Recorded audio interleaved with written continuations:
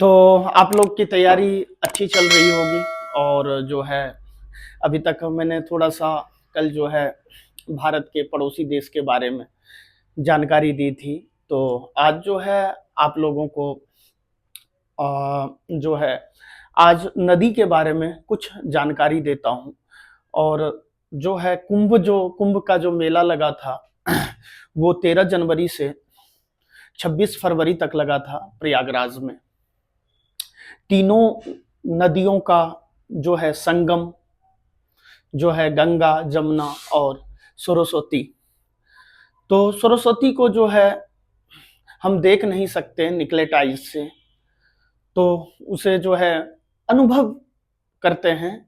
और ऐसा कहा गया है। तो गंगा का जो उद्गम कहाँ से होता है, सबसे पहले ये जानते हैं कि कुंभ मेले की शुरुआत जो है वो कब की गई। तो ऐसा कोई एग्जैक्ट डेट नहीं है, लेकिन हर्षवर्धन के शासनकाल में सातवीं ईस्वी में जो है हर्षवर्धन का शासनकाल था। और हेंगशोंग की जो बुक है उसमें जो है इसका वर्णन है। तो चलिए बिना समय गवाते हुए क्लास को जो है मेन मुद्दे पे आते हैं। तो सबसे पहले जो है स्टार्ट करते हैं गंगा माता। तो गंगा ऐसा मैथोलॉजी में कहा गया है कि भागीरथी जो थे, भगवान शिव जो थे तपस्या में जो थे लीन थे, और वहां पे जो है भागीरथी गया और जो है पानी की दरकार थी, पानी की जरूरत थी। तो भागीरथी जो है भगवान शिव ने जो है अपनी बाल को खोल दिए, यानी कि अपनी पूरी जटा को खोल दिए। और वो जो है ऐसा कहा जाता है कि भागीरथी जो है गंगा को लेकर आया। लेकिन बात अगर इतनी आसान होती तो कुछ और बात थी। तो जब आया तो वहां पे जो है देवप्रयाग में भागीरथी और अलकनंदा का मिलन हुआ। मिलन होने के बाद जो है उसका नाम पड़ा गंगा। तो भागीरथी और अलकनंदा जो है देवप्रयाग में मिला। देवप्रयाग जो है आज सबसे पहले जो है अगर मैं बात करूं गंगा की, तो गंगा जो है गंगोत्री ग्लेशियर से निकलती है। और जो है उत्तर काशी, मतलब जो उत्तराखंड में है, उत्तर काशी डिस्ट्रिक्ट, वहां से जो है निकलती है। तो अब जब पहली बार गंगा अगर पृथ्वी पर आया तो वो जो है जगह है हरिद्वार। हरिद्वार में आया, हरिद्वार में पहली बार जो है इंटर की गंगा। और गंगा इंटर करने के बाद जो है सबसे अब 2000 ईस्वी में जो है यूपी से, उत्तर प्रदेश से अलग हुआ था उत्तराखंड। तो पहली बार जो है इंटर किया उत्तर प्रदेश के बिजनौर में। अब गंगा जो है उत्तर प्रदेश के बिजनौर में इंटर हो गई। इंटर होने के बाद जो है यहाँ पे उत्तर प्रदेश को ट्रैवल किया। उसके बाद जो है सीधे जो है वहां चली गई, संगम हुआ। और संगम से फिर जो है निकल गई उत्तर प्रदेश होते हुए। तो दो क्वेश्चन यहाँ पे बनते हैं। तो सबसे पहली बार जो है गंगा जो है उत्तर प्रदेश में कहाँ इंटर किया, तो इंटर किया कहाँ पे, बिजनौर में। और उत्तर प्रदेश में खत्म कहाँ हुआ गंगा, तो खत्म हुआ बलिया में, उत्तर प्रदेश के बलिया में। बलिया से सीधे निकल गई बिहार। तो क्वेश्चन ये भी बन सकता है कि बिहार में गंगा कहाँ इंटर किया। ये बीपीएससी में भी क्वेश्चन पूछा गया है और वन डे एग्जाम में आते हैं क्वेश्चन। और जो है अभी मैं बता दे रहा हूं कि जो अभी आरपीएफ का एग्जाम हुआ है उसमें 3 क्वेश्चन जो है रिवर्स से पूछे गए हैं। तो मैं अभी ओवरव्यू ले रहा हूँ चीजें, मैं क्लास में बता रहा हूँ चीजें, फिर इसकी जो है पूरा डिटेल क्लास, अगर आप लोगों को मेरी क्लास पसंद आती है तो फिर मैं जो है डिटेल क्लास लेकर आऊंगा। अभी जो है मैं आपको बता रहा हूँ कि चीजें एक रफली बता रहा हूं।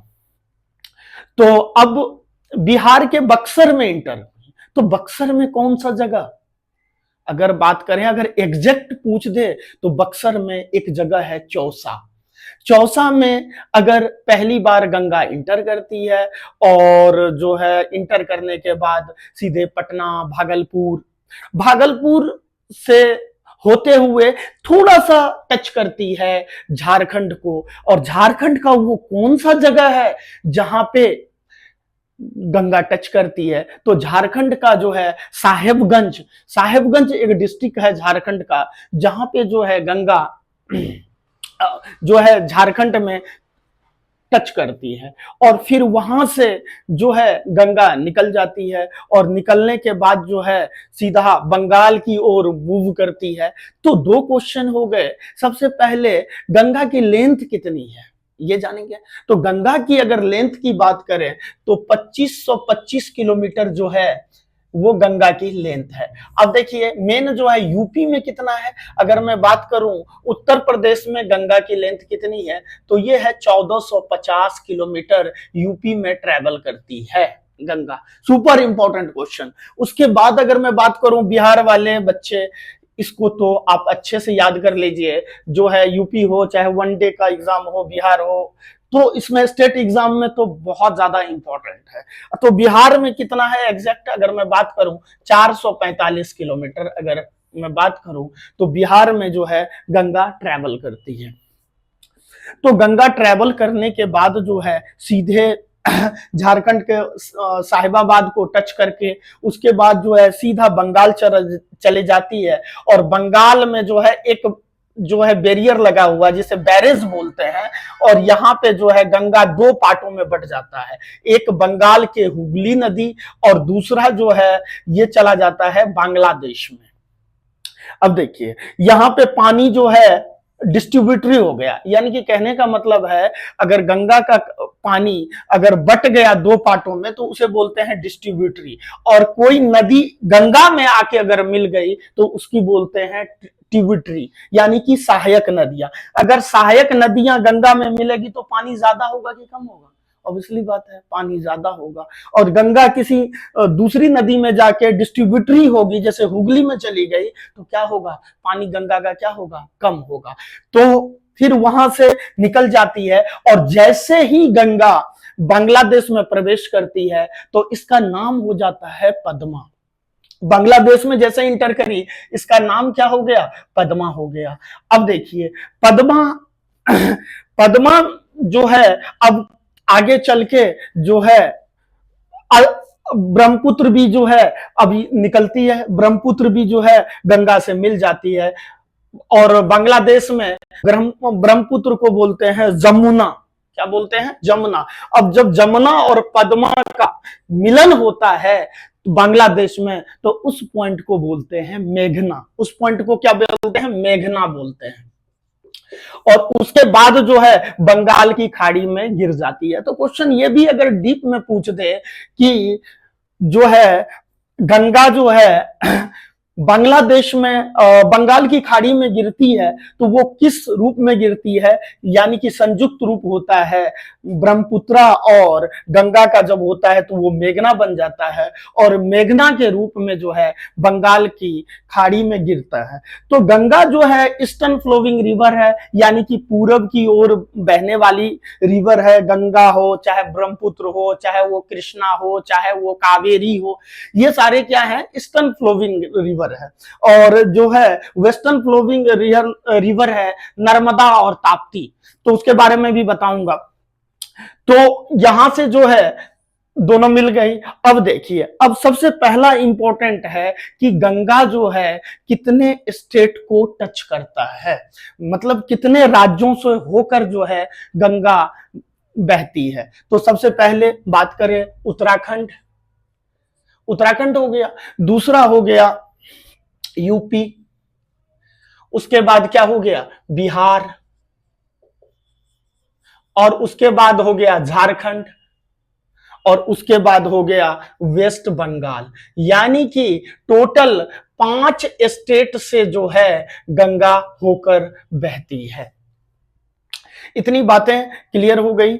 अब देखिए चीजें, तो गंगा का कहने का मतलब है कि गंगा में अब सबसे बड़ी डेल्टा बनाती है, पूरे विश्व की सबसे बड़ी डेल्टा बनाती है गंगा, और ब्रह्मपुत्र मिलकर जो है सबसे बड़ी डेल्टा बनाती है। तो यहां से हो गया गंगा के बारे में एक थोड़ा सा मैंने बेसिक इंफॉर्मेशन दिया। आपको कैसा लगा ये क्लास, आप कमेंट बॉक्स में लिख कर बताएंगे, ताकि फिर जो है इससे भी अच्छा जो है कॉन्सेप्ट मैं लेकर आऊंगा।